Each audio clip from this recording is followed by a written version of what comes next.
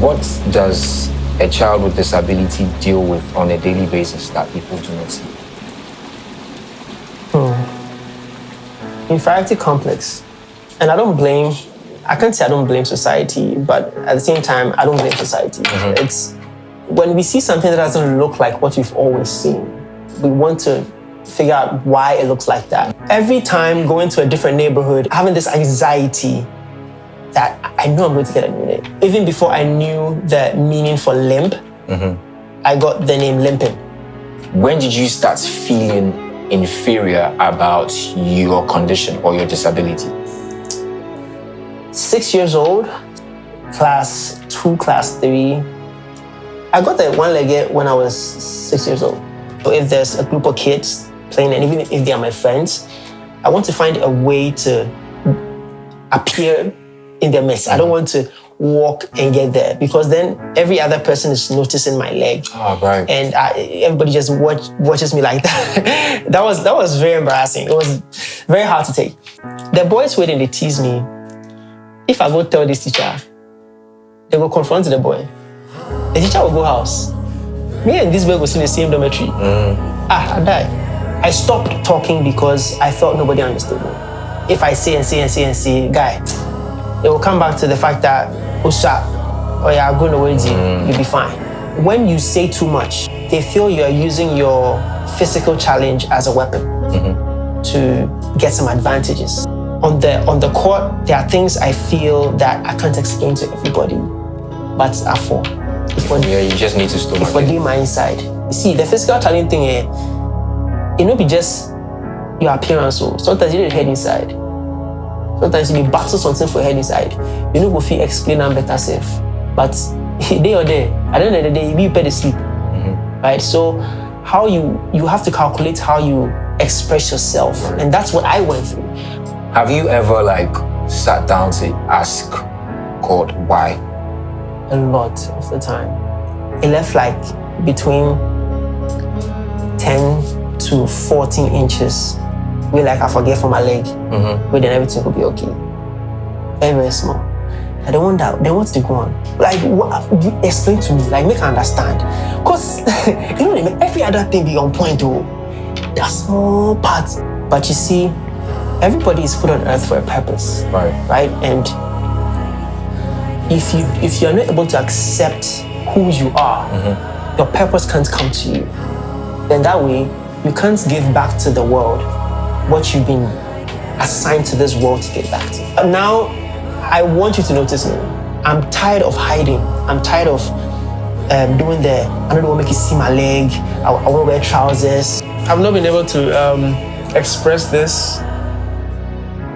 Mom was buried just last Friday. I mean, if she was here today, what exactly would you want her to know? I talked to her this morning before I came. So everything that is happening, yes, I'm telling her I'm doing it.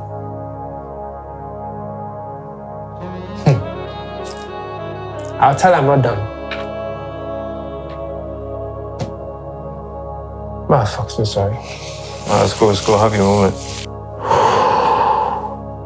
Like I said, I did hear her voice in my head inside every time, and she keeps saying it's okay. Right? So, I have this creed. Her favorite part of the creed was, but if I ever miss, may I be known for the shots I took. She said that I should never stop saying it every morning. So I have made sure that I don't stop. Looking at your life, bro, you've played basketball, you've played tennis, you've done everything. Your brand, you actually being an advocate for people with disability and being active in sports. In all this, what are you most proud of? The fact that I'm able to show up, even when I can't, even when I don't feel like it, is what I'm proud of. I don't know how I do it, but once I decide that I am going to do this, I'm going to learn how to play tennis, I will show up every day, the time I'm supposed to, and even more, to make sure I give my time to it. We normally call this we normally call it 5 foot 3. Basically, people who battle with inferiority complexes, people who want to be different, but then society doesn't allow them to be different, right? What would you say to anyone out there who is battling or facing similar things that you're facing? You need to accept yourself for who you are. Because there's no other you. And everybody is unique in their own way. You the limb, you be Apache, okay, that's who I am. Don't get surprised when somebody calls you that name. Accept who you are before you start finding what purpose that who you are can serve. You basically want to impact people through sports, right? What does those projects mean to you?